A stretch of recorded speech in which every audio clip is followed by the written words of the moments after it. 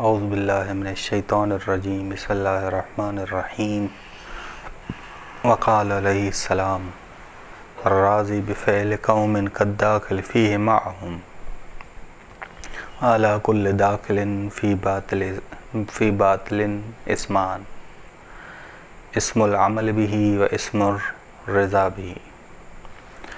نہج البلاغہ کی شرح حکمت نمبر 152 ہے کہ امام علی علیہ السلام فرماتے ہیں کہ کوئی جو شخص کسی قوم کے فعل پہ عمل پہ راضی ہو، گویا وہ ان کے ساتھ ان کے عمل میں شریک ہے،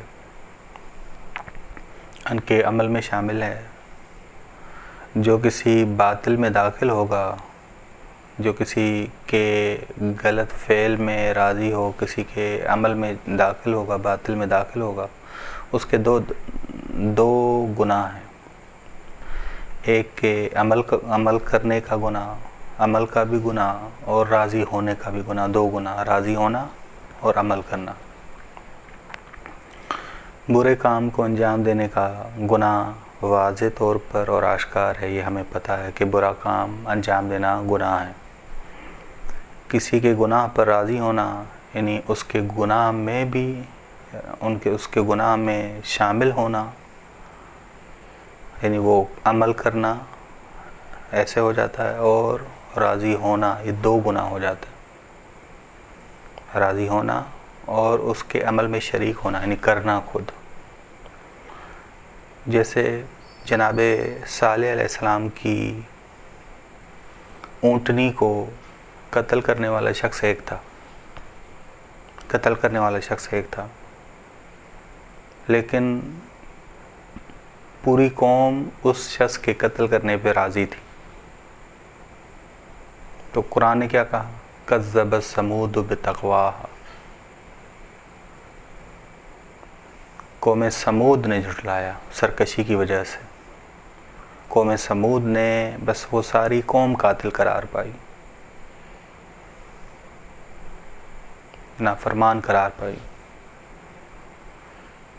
زیارت میں ہم پڑھتے ہیں کہ اللہ کی لعنت ہو اس پر جس نے امام حسین آپ کو قتل کیا، جس نے آپ پر ظلم کیا، جو آپ کے قتل پہ ظلم پہ راضی ہوا، اس پر خدا کی لعنت ہو جو آپ کے قتل پر اور اس ظلم پہ راضی ہوا۔ بس قرآن کریم نے کہا ہے کہ جو کسی کو نیکی کا شوق دلائے اور نیک کام کرے، نیکی کا شوق دلائے اور نیک کام کرے تو شوق دلانے والے کا بھی حصہ ہے، شوق دلانے والے کا بھی حصہ ہے۔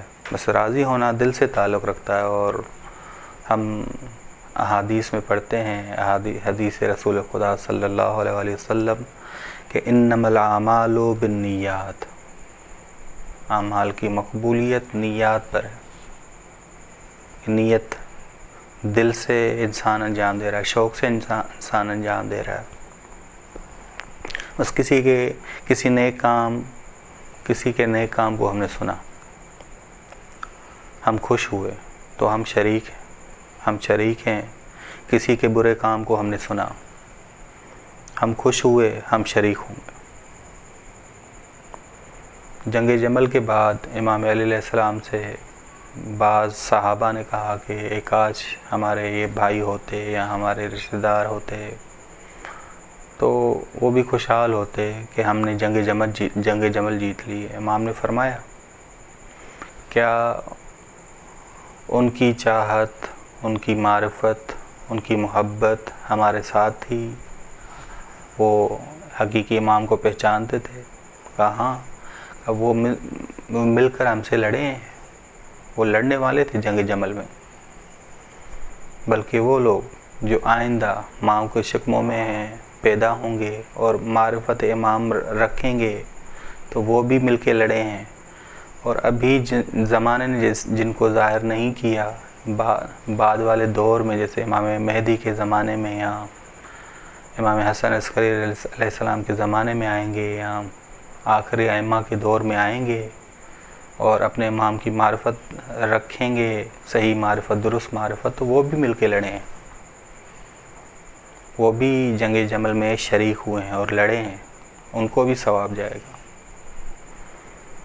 بس انسان ملکوتی طور پہ اتنی ترقی کر سکتا ہے، بس گناہ پر راضی ہونا، اس کا نتیجہ یہ ہے کہ انسان ملکوتی قلبی صورت انسان کی حیوانی بن جائے۔ مسخ ملکوتی، مسخ ملکوتی اسے کہتے ہیں کہ امام فرماتے ہیں فصورت صورت الانسان و قلب قلب الحیوان، کہ صورت انسانی ہو اور قلب اور ملکوتی صورت اس کی حیوانی ہو، ذالک میت الاحیاء، یہ زندوں میں مردہ ہے۔ بس گناہ صغیرہ بھی عمدن ہو تو انسان کو پستی میں گرا دیتا ہے۔